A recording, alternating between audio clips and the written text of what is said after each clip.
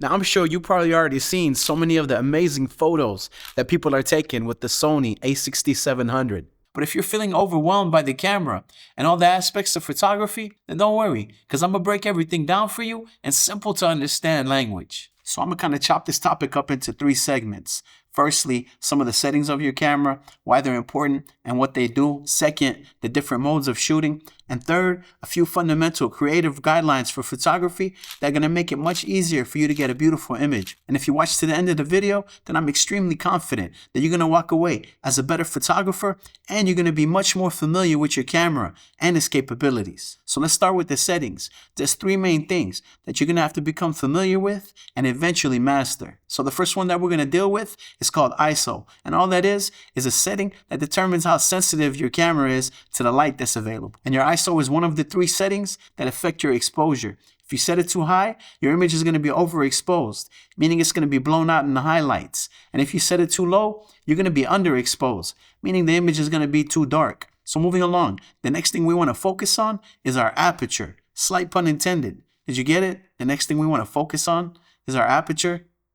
Forget it. And our aperture is simply the hole in the lens that allows light to pass through to hit the sensor. And how wide that aperture can open on your lens is represented by a number called your f-stop. And you'll see that number written on your lens. It'll say f2, f4, f5.6, etc. Now, the closer that number is to 0, the wider your aperture can open up. And the wider that it can open up, the more light it can let in to hit your sensor. And lenses that have a good aperture are referred to as fast lenses, which are lenses that have an aperture of f2.8 or better. And fast lenses are typically going to be more expensive than other lenses because they're going to do better in low light and they're going to give you the ability to get that out of focus background, also known as bokeh. And I'll detail for you how the aperture affects the blurry background in the next section where we discuss our shooting modes. And I'll also let you know about some of the best fast lenses that'll get you that sought after blurry background. But for now, let's move on to the last setting we need to discuss, which is our shutter speed. And to understand shutter speed, we need to visualize the sensor inside the camera. So let's say that the camera sensor is right here.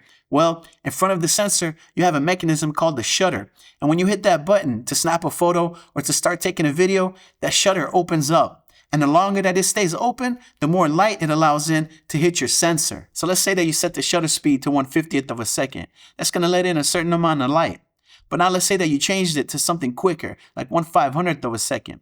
Then that's going to allow in a lot less light. And so those are the 3 settings that affect your exposure. And together, they're called the exposure triangle. ISO, aperture, shutter speed. Now, if everything we covered so far hasn't quite sunken in yet and it seems a little confusing, don't even worry about it. Because for one thing, you could always go back, rewind the video, listen to it a few times, take some notes. And 2, your camera already comes with automatic shooting modes, which we're going to discuss next. But it's extremely important that you understand what's going on under the hood and that you're eventually able to use manual mode, where you have control over those 3 factors yourself. The reason being is that because those automatic shooting modes are dumb.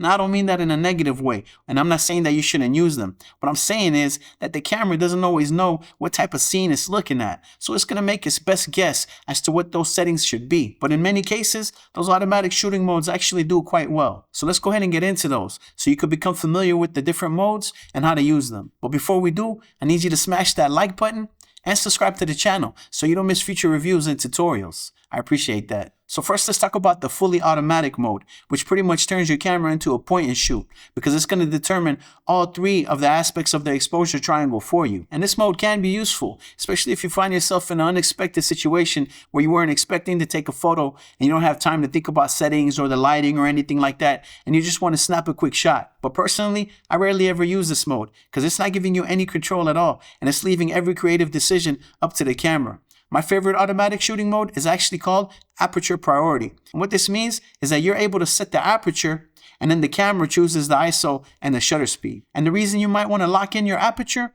is because the aperture not only affects your exposure, but it also affects what's called your depth of field. And depth of field is just a fancy term meaning how much space is in focus. So a shallow depth of field would be like, let's say if the focus plane was on my eyes and everything in the foreground and the background was out of focus. So now let's move on to shutter priority, which allows you to lock in your shutter speed, but allows the camera to choose your ISO and your aperture. And you might be wondering to yourself, Why would you lock in your shutter speed and not let it fluctuate? And to understand that, let's first go back to our exposure triangle. If we look at it, we have ISO, aperture, and shutter speed. In the case of shutter speed, it affects the exposure, and it also affects the amount of motion blur that you have in your image. So you might be thinking to yourself, why would you ever want motion blur in your photos?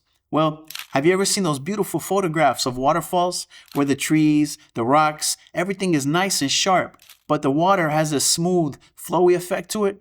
The way that that's done is that the camera is set on a tripod and the shutter speed is lowered to something extremely slow where there's a lot of motion blur.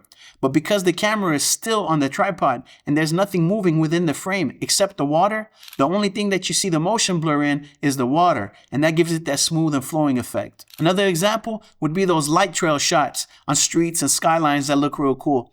And it's the same technique. Basically, the camera is placed on a tripod so that there's no movement, and the shutter speed is set to something extremely slow.